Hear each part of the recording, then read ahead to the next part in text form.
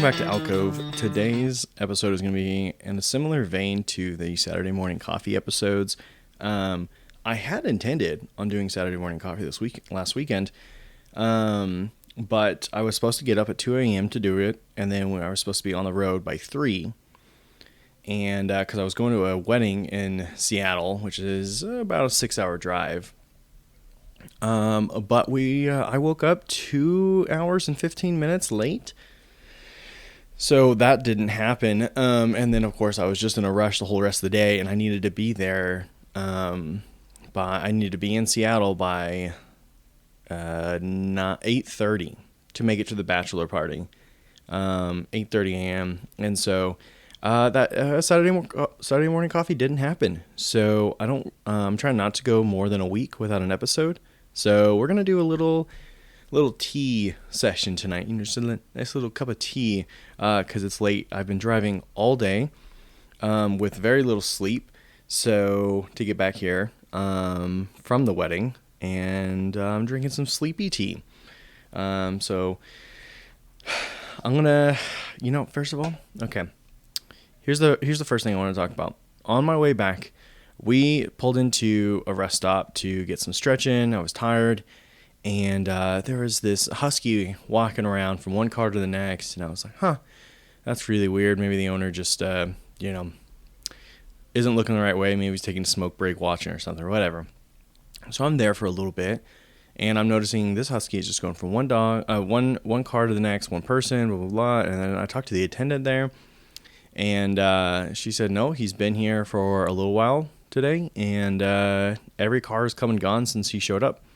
So somebody just abandoned this dog, and it was obviously going from one person to the next, trying to figure out, are you my owner? Are you my owner? And he'd get real close, and he was really friendly, but he was clearly on a mission to look for someone. Ended up having to get a hold of Highway Patrol to come and get the dog after talking to the closest animal shelter. And this dog looked like somebody had shot it in its side. The wound had obviously healed, but there was a bullet hole sized wound on its side, and like I said, it looked like it had cleared up, but like the hair was all missing, whatever, and there was some blood on its tail and stuff. So I don't know, maybe it's just having a rough day last couple days, and it just got left behind a while ago. But it pissed me off. I just, like, who abandons their dog at a rest stop in the middle of the highway? And of course it made Faith cry. I got back into the car, and she's talking to her mom on the phone, crying about this dog. I'm like, there is no way we're taking this dog. We are not about to have a second rescue dog. And no. And so I had to talk her down a little bit from that. But, it really bugged me. It just really irked me. And so I wanted to bring it up here to just get it off my chest, Now I feel better. I've been thinking about this dog all day. It's probably because we didn't take Sissy with us, our dog, to Seattle, because we were going to be gone Saturday through today, Wednesday. And the dog there, the buddy getting married, his dog doesn't deal well with other dogs, so we were like, we'll just get a dog sitter. So I've been thinking about my dog since we left. So this husky probably just wound me up, partially because of that, and partially just because what kind of asshole does that?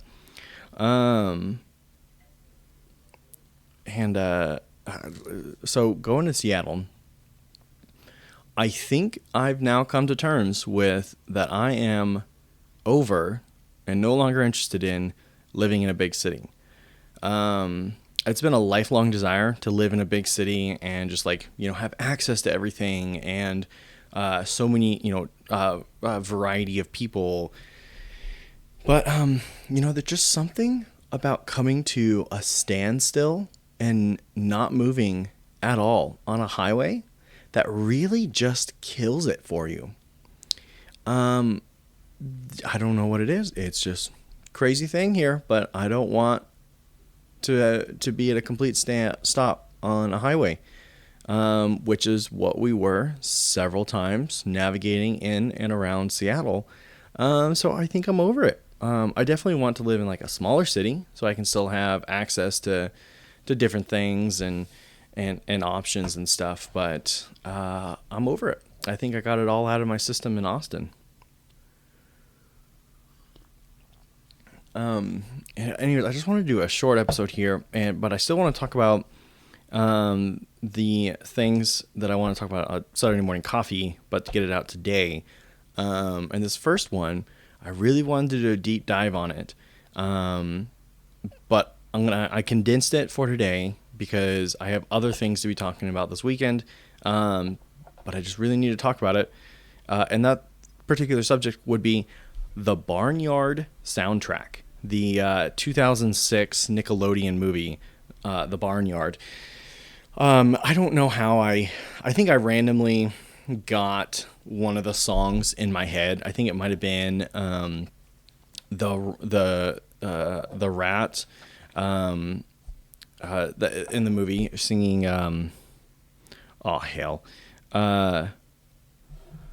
it's Shaggy. It's Shaggy singing. I can't remember the name of the song right now. But I think sometimes that scene just comes into my head, and then I start thinking about Barnyard. But the crazy thing, and then of course, once this happened recently, I started going down a rabbit hole about the Barnyard soundtrack. And this is just a silly little movie from 2006, but it's got music from like Shaggy and Aerosmith, and then you have actors like Sam Elliott and Kevin James who have a song on there too. And like when it comes to Sam Elliott, I did a little bit of research, and from what I can tell, like he doesn't have he's never like sang any other song. At least I can't find something that's attributed to him. The most I found was like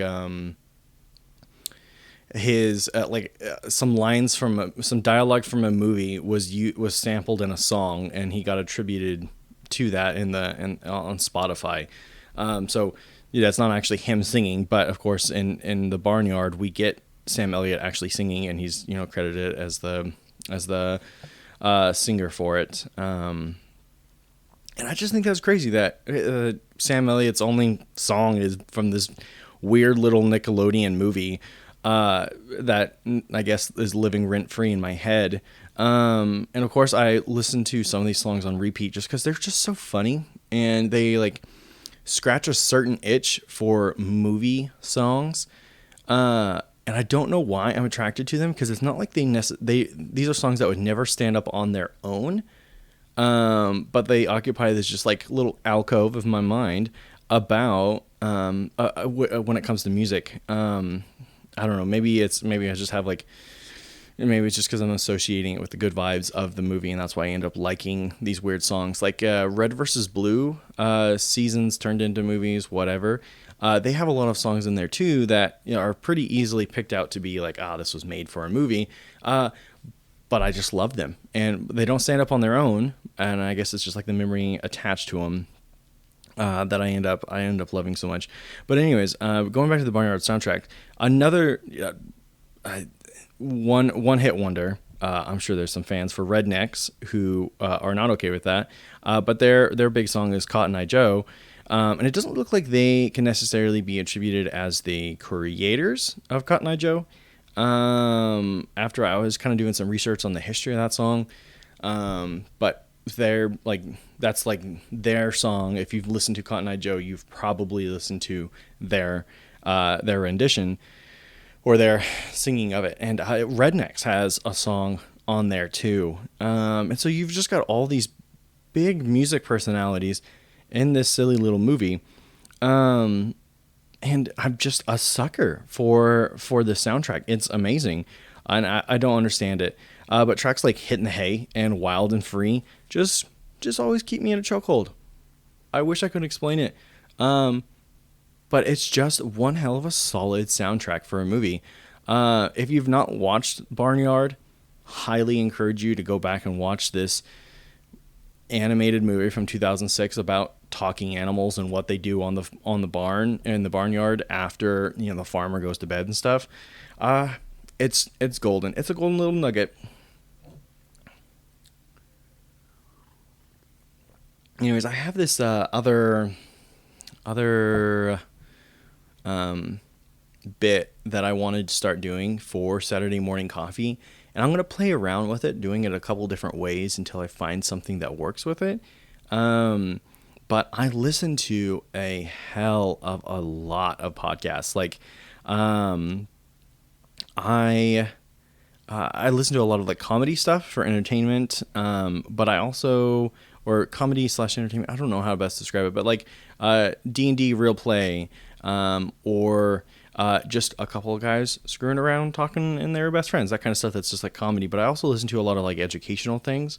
And so what I want to do is try and talk about some of those like great nuggets that I pick up on in these podcasts and like share them out. And so I'm gonna play around with this a couple different ways here in the next couple of weeks and see if anything actually sticks or is fun. And I guess last week the three main non-entertainment podcasts that I listened to were kind of all like self-help vibe stuff. So I don't know if maybe I unwittingly ended up in a self-help week, I guess. But the first podcast that I want to talk about is How to Unwind by Doing Mindful Yard Work, by the Science of Happiness. And the reason this podcast caught my eye wasn't because I was like, I don't have a yard to do mindful yard work in. I guess I have my balcony. But anyways, it's because in a previous episode with my mom, she talked about how I saw her doing yard work growing up. And it turns out that I had no idea, but she was using it as this opportunity to unwind and just like get some time alone and relax and stuff. And I just never realized it. And so I thought this episode just fit perfectly with it. But in it, there's a monk that talks about sweeping the temple stairs and how that brought him peace. And it was like a connection to nature and recognizing yourself as a part of it. And I thought that was just really interesting. And I thought that would be a really good perspective if you don't like yard work, of just like realizing like this is you connecting with nature and working with the environment around you. I guess it seems fairly obvious, but it's not a perspective that I feel like I would have come up with without having listened to this. The second one was how we become bored with our lives and how to find joy again. And again, it's not because I was necessarily feeling this. I just like clicked on it just because. And I think this was by NPR's Life Kit. I forgot to write it down for sure. But they talk about this concept of habituation. And it's a tendency to respond less and less to things that are repeated or constant. And it's helpful for filtering out noise and focusing on important things, but it can also make us miss out on the good things in life. And their counter to it was dishabituation. One of the main ways you could do this, to counter this tendency, is through taking a break from things and introducing variety. Of course, they talk about how social media plays a role, and taking a break can help, like taking a break from social media. And just being able to be more comfortable with embracing change. And I think what really stuck out with me is like one of the things that I think will keep me really excited about this podcast is that that creative mindset that I don't really care about public perception or like what people think of this. Obviously, I'd like to hear if something is interesting to someone. But I'm creating things for me without having to be worried about how is someone going to, take this. Like I'm recognizing that not everything is going to be for everyone, and that's okay. This is just a creative outlook or a creative output for myself. And so, I thought about how obviously taking a break is not going to be something I'm good with on this because I thrive with consistency. But the introducing variety part, I think, is what's going to really play advantage here, is that I can just, shake it up. I'm not beholden to any one or two, particular types of episodes. Like I'm allowing myself to just go out there and be as creative as I want and try and do as many different things as I'm interested in. And I think that variety will help me avoid getting burnt out on doing this podcast. And the last thing is question almost everything. And there were 5 key takeaways from this episode. And the first is clear and effective questioning is crucial. Second is training and asking questions is often overlooked. The third is innovators use questions to understand problems, imagine solutions, and take actionable steps. 4 is leaders can foster a culture of questioning by modeling curiosity. And the 5th is challenging and reforming our assumptions unlocks new possibilities and drives innovation. So one thing about this particular podcast is that it's a little corporate creativity. And what I mean by that is it talks a lot about creativity. It's a podcast for people that are creative in their professional life. But it's all comes from a very corporatized place. And so sometimes I struggle to take anything as advice from this, but I felt like some of this was actually like somewhat good. And I like that it was encouraging, like questioning everything. And, I think it also just kind of plays along with this podcast of where a lot of these tangents come from me questioning things that I see around me, or like, oh, why is something like this? Or why is this in my head so much? And so a lot of the ideas for this podcast just come from me trying to question almost everything around me and just being genuinely curious about my surroundings. So it's all things that connected back. Not necessarily that I was like looking for help or something on this week, but and by this week I mean last week when I wrote all these notes down. But I don't know. Okay, tell me. Not that I care, but if you did like the way this was presented, let me know. If you don't, great. I want to come up and try to find different ways of doing. I guess this is almost in a way storytelling or reporting back. Those could kind of be the same thing. But that's all I had. I was trying to drink my tea in between, but that didn't really happen. So I have almost a full thing of tea left, and I kind of talked through everything I wanted to. And it was I wanted to do a short episode just because I wanted to get some extra thoughts out there, and because I didn't want to go longer than a week. But I appreciate you sticking through this. If anyone's hearing this, this has been Alcove.